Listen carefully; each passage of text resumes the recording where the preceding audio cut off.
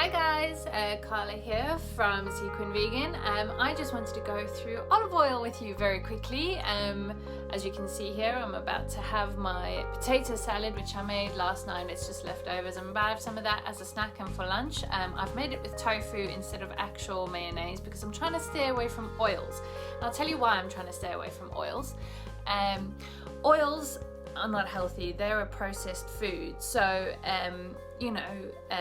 what they do is they take the fruit that the oil comes from, whether it be olive oil or coconuts or whatever you prefer to use, sunflower seed, and they crush it down. They remove all the fiber, they remove all the nutrients until you're just left with the fat. And in nature, we would never eat that much fruit to get that olive oil or fat, if that makes sense. So it is very much a processed food. Everyone goes, oh, but olive oil is healthy. Well, there's a video that I'm going to show you where Dr. Greger explains that olive oil is not much farther behind, other things like, I don't know, Big Macs in terms of health. Simply because it causes the endothelial wall to break down, and it's not a healthy fat at all.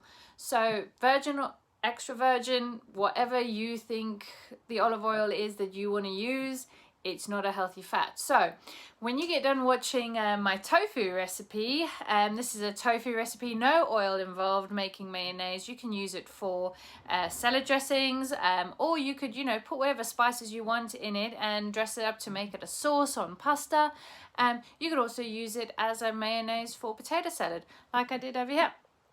So without further ado, let's see what Dr. Greger has to say about olive oil. Guys, so as mentioned in the intro, I've got my potato salad recipe where I show you how to make a mayonnaise without using any oil.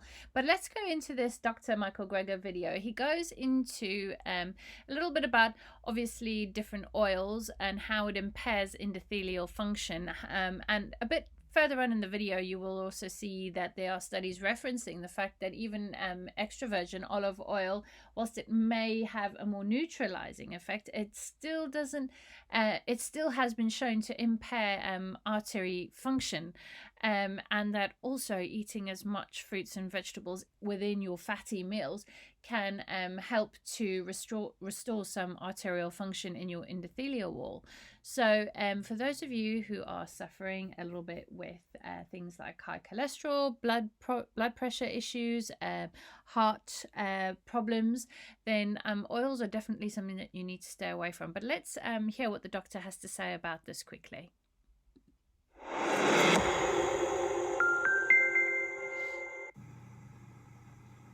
The relative paralysis of our arteries for hours after eating fast food and cheesecake may also occur after olive oil. Olive oil was found to have the same impairment in endothelial function as the rest of these high-fat meals. Sausage and egg McMuffin was the worst, but olive oil wasn't far behind. Studies that have suggested endothelial benefits after olive oil consumption have measured something different, ischemia-induced as opposed to flow-mediated dilation. And there's just not good evidence that that's actually an index of endothelial function, which is what predicts heart disease. Hundreds of studies have shown that this other test can give a false negative result. But it's not just olive oil. Other oils have also been shown to have deleterious effects. A significant constant decrease in endothelial function 3 hours after each meal, independent of the type of oil or whether the oil was fresh or deep fried. Olive may be better than omega-6 rich oils or saturated fats, but still showed adverse effects. But this study was done on regular, refined olive oil. What about extra virgin? Extra virgin olive oil retains a fraction of the anti-inflammatory phytonutrients found in the olive fruit, and so it does not appear to induce the same kind of spike in inflammatory markers caused by regular olive oil. But what does that mean for our arteries?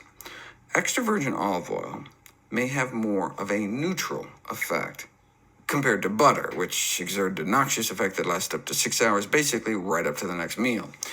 In the largest prospective study ever to assess the relationship between olive oil consumption and cardiac events like heart attacks, there was a suggestion that virgin olive oil may be better than regular olive oil, but neither was found to significantly reduce heart attack rates after controlling for healthy dietary behaviors like vegetable intake, which tends to go hand in hand with olive oil intake. There have been studies, though, showing even extra virgin olive oil, contrary to expectations, may significantly impair endothelial function as well. So why do some studies suggest people's endothelial function improves on Mediterranean diet, a diet rich in olive oil? Perhaps because it's also rich in whole grains, fruits, vegetables, beans, walnuts as well. Dietary fruits and vegetables appear to provide some protection against the direct impairment on endothelial function produced by high-fat foods, including olive oil. So improvements in health may be in spite of rather than because of the oil. In terms of their effects on postprandial endothelial function after a meal, the beneficial components of the Mediterranean diet may primarily be the antioxidant-rich foods, the vegetables, fruits, and their derivatives, such as balsamic vinegar. Just adding some vegetables to a fatty meal may partially restore arterial function and blood flow.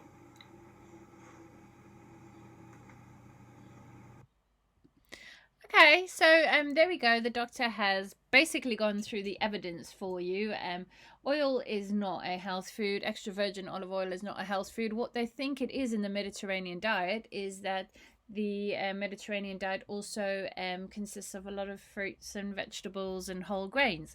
So in order to kind of get the full benefit of the fruits, vegetables, and whole grains, I would urge you to try to cut down your use of oil as much as possible. I currently don't cook with any olive oil at all, and I don't use it in any of my dressings or my mayonnaise. So without too much waiting around, let me show you my little mayonnaise hack, how you can make mayonnaise without using any oil at all. We'll go into that, but if you've liked this video and you found it helpful, please do hit the thumbs up, subscribe. Let me know in the comments what you want to hear more about. I hope this has been helpful to those of you who maybe suffer with a little bit of cardiovascular disease. Oil is not your friend.